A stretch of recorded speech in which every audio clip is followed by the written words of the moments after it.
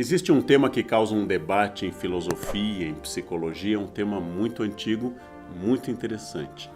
Afinal, suas habilidades, as minhas habilidades, capacidade de tocar um instrumento, inclinação para o estudo, elas nascem com você, elas seriam inatas, ou elas são trabalhadas pelo meio, seriam adquiridas. Esse debate é muito antigo, afinal, é a sua natureza ou é a sua formação? É aquilo que você traz quase que no nascimento, ou é a força da sua família, da escola e do meio? Os americanos e os ingleses chegam a falar do debate como nature versus nurture, entre natureza e formação, berço e assim por diante. O exemplo clássico que é dado é Wolfgang Amadeus Mozart, porque no século XVIII, Mozart começa a escrever músicas ainda na infância, toca cravo com habilidade na primeira infância, compõe para violino, compõe oratórios e já tem peças complexas compostas antes da adolescência. Mozart seria o exemplo do ambiente inato ou da habilidade inata, porém, outros lembram que seu pai era professor de música, que a sua irmã também estudava música, que ele nasceu em Salzburg, na Áustria, ou seja, uma terra de muita atividade musical. Se ele tivesse nascido em uma comunidade, uma cultura, uma época que não cultivasse a música clássica, provavelmente não teria tido essas habilidades. Ao que respondem os defensores da natureza que muitos meninos em Salzburg estudaram cravo desde cedo. Muitos meninos estudaram violino e só houve um Mozart. E que essa habilidade de Mozart não dependia, então, apenas das lições que o pai Leopold dava, ou do emprego com o arcebispo de Salzburg, ou do seu sucesso parcial em Viena. Esse é um debate muito grande. Alguns neurocientistas contemporâneos gostam de dizer que, claro, nós temos uma carga genética, nós temos especificidades genéticas e essas características vêm conosco desde o nascimento. Porém, como elas serão trabalhadas, como elas serão dirigidas, parecem depender exclusivamente da formação, da escola, da família e assim por diante. Nós temos bons argumentos para os dois lados. Não há uma explicação clara por que um grupo de alunos de mesma origem social, de mesma região e cultura, recebem informações sobre literatura, ou sobre música, ou sobre matemática, e só um se torna excepcionalmente apto naquela característica. Tudo indica que parece haver algo que não dependa apenas do meio, da formação, da escola, da família. Porém, como cada um se relacionou, por exemplo, com a aula? Vamos dar um exemplo. Eu, você e outras pessoas, se tivéssemos a mesma idade, a mesma origem social, na mesma escola, com o mesmo professor. O professor está dando uma aula sobre um tema que nós nunca ouvimos falar antes. Talvez uma aula de geometria. Nunca estudamos geometria, mas imediatamente algumas pessoas teriam maior habilidade que outras, resolveriam os exercícios primeiro, teriam mais intuições, fariam mais links, seriam mais brilhantes naquele conhecimento. Outros teriam dificuldade por mais tempo. Isso seria um argumento para os que defendem natureza, ou seja, algo inato, algo que eu trago, aquilo que a gente chama de ele tem jeito para matemática, ele tem dom para matemática, ele tem talento, ele tem vocação. A ideia de vocação é uma ideia religiosa. Vocare é chamar, a vocação de Abraão, a vocação de Moisés. Ou seja, eles foram chamados por um ser superior para uma tarefa e este ser deu a eles essa habilidade para conseguir essa vocação. Mas voltemos ao meu exemplo. Por acaso você já pensou que mesmo que o conteúdo seja novo para todas as pessoas, tem gente que tem experiências anteriores com a matemática positivas? Talvez seu pai incentivou em casa, e nesse caso, ao ouvir a professora, o professor falando de geometria, identificou e fez uma projeção afetiva e se preparou para receber aquele conteúdo. Outra pessoa, por acidente, por exemplo, foi exposta a um conhecimento matemático. Outra pessoa, por exemplo, gosta muito da professora de geometria. acha muito legal a aula, por uma questão pessoal, porque o tipo físico, o tom de voz, o sorriso, faz com que essa pessoa olhe aquela aula com atenção extrema e imediatamente responda aquele conteúdo. Então nós podemos pensar que mesmo que o conteúdo seja novo para um grupo, eu não consigo estabelecer o ponto zero igual para todos. Todo mundo tem ideias prévias, todo mundo tem relações afetivas prévias, todo mundo tem uma posição diferente em relação à escola, uma posição diferente em relação ao conhecimento.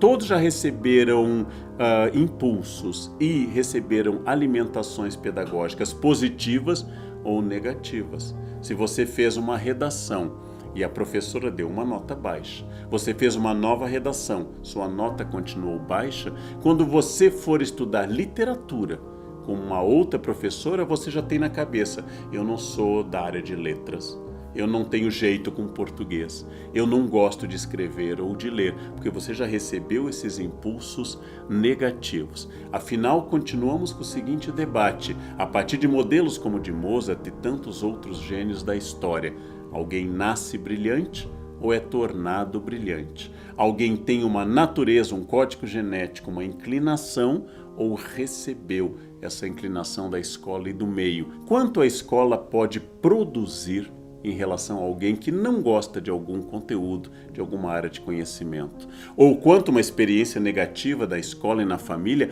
pode barrar alguém que tem uma genuína vocação musical?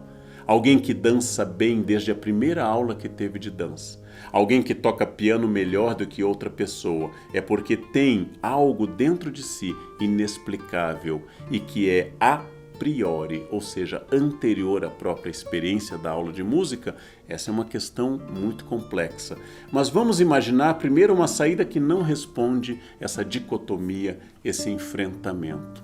Se você tem muito talento natural, partindo do pressuposto de vocação, talento natural, nature. Se você tem muito talento natural e não recebe aulas adequadas, não tem uma alimentação mínima, não recebe a quantidade de proteínas que garanta uma atividade cerebral mínima, não recebe estímulos, não importa o tamanho do seu talento, é pouco provável que você consiga desenvolver alguma coisa. E da mesma forma, se eu mesmo não tendo talentos naturais, receber uma excelente formação, receber estímulos muito adequados e tiver condições prévias, biológicas, orgânicas para exercer essa inteligência, é provável que eu consiga mais do que aquela pessoa que não tem essas mesmas condições. Então, o que eu quero dizer com certeza é que, independente do talento natural ou não, nós temos condições sociais, econômicas, familiares, escolares que fazem uma enorme diferença sobre as pessoas. É claro que boa escola faz muita diferença. Como professor há tantas décadas, eu jamais duvidaria do efeito que uma boa aula tem sobre muitas pessoas. O efeito que uma atividade envolvente, lúdica, sedutora tem sobre muitas pessoas.